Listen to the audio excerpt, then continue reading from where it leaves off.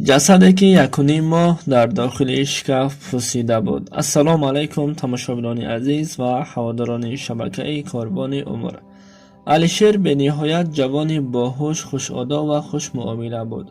وقتی در دانشگاه تحصیل میکرد و دختری که نامش محلیا بود عاشق شد و دل بست. راه‌های آنها دیگر باشد اما هر دویشان در یک دانشگاه یک جا تحصیل میکردند. علیشیر روزی طاقت نکرد و به محلیا اظهار دل کرد. وقتی آنها به یکدیگر مناسب آمدند، محلیا نیز علیشیر را دوست داشت.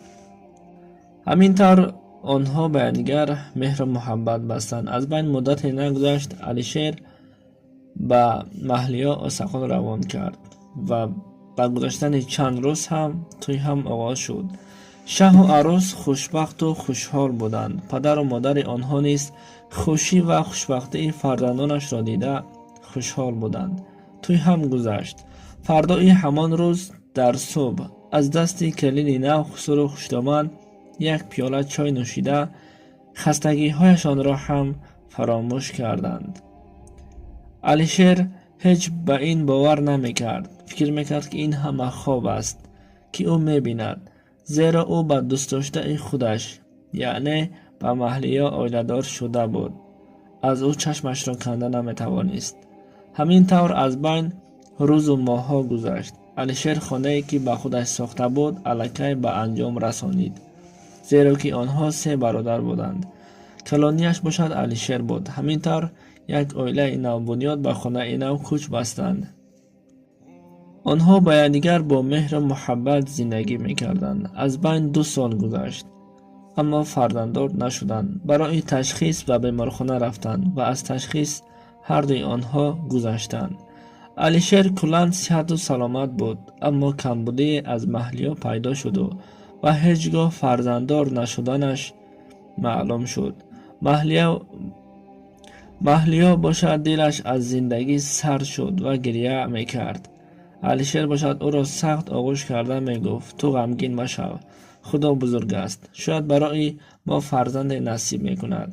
و همین طور دلبرداری میکرد و میگفت چیزی هم باشد نباشد من هیچگاه از تو نمیگذرم و زن دیگر نمیگیرم.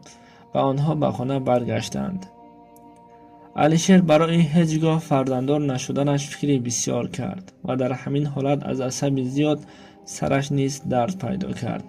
فکر کرد که خواب کند درد سرش گم می شود و داروی خواب میبردگی را 4 دانه گرفت و نوشید و خواب کرد.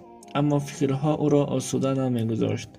داروهای نوشیدهش تأثیر نمیکرد. ساعت الکی 2 شب بود. بخوابی و از درد زیادی سر علیشیر باز هم بی‌طاقت شده. باز از جای خود خیست و 4 دانه دیگر دارو را گرفت و نوشید و در جایش خواب کرد.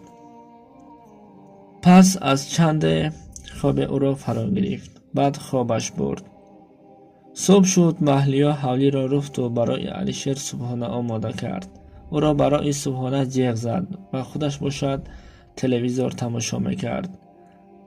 از بین نیم ساعت گذشت اما علیشیر نیامد. محلیا به خانه در آمده دید که علیشیر خواب است. او را بیدار کرد اما علیشیر نفسی نمیکشید.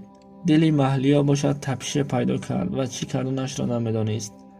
علیشیر با سبب برداشت نکردن دلش که به نهایت داروهای زیاد خورده بود، با سبب همین داروها و با ضرر همین داروها علیشیر از همین سبب از دنیا چشم پوشیده است.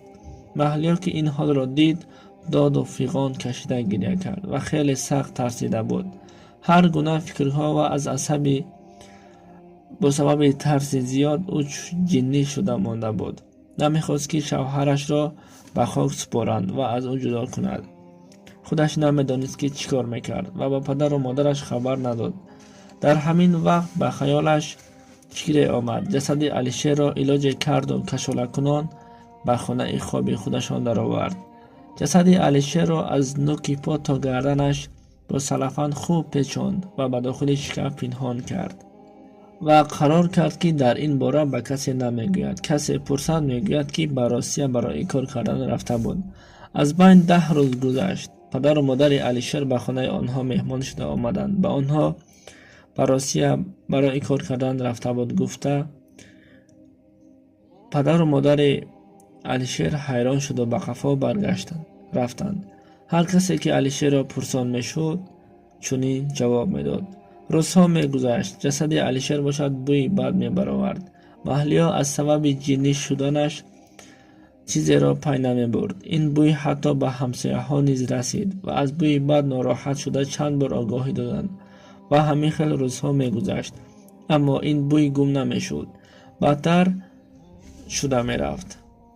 همسایه ها به رئیس محله خبر داد تا با همراه خودشان یگان نفری که از کارکنان قانون را نیز بیارند و خدمات امنیت خانه را تفتیش میکردند که از شکاف جسد علیشیر را پیدا کردند. وقتی تفتیش کردند یعنی اکسپرتیزه 1.5 ماه شده است که با سبب کار نکردن دل علیشیر الکی از دنیا گذشته است. محلی‌ها باشد با سبب ترس زیاد جنی شده ماندنش به بیمارخانه روحی بردند. همین طور جسد علیشیر را تازه کرده شستند و بعد با مراسم جنازه او را به قبر گذاشتند.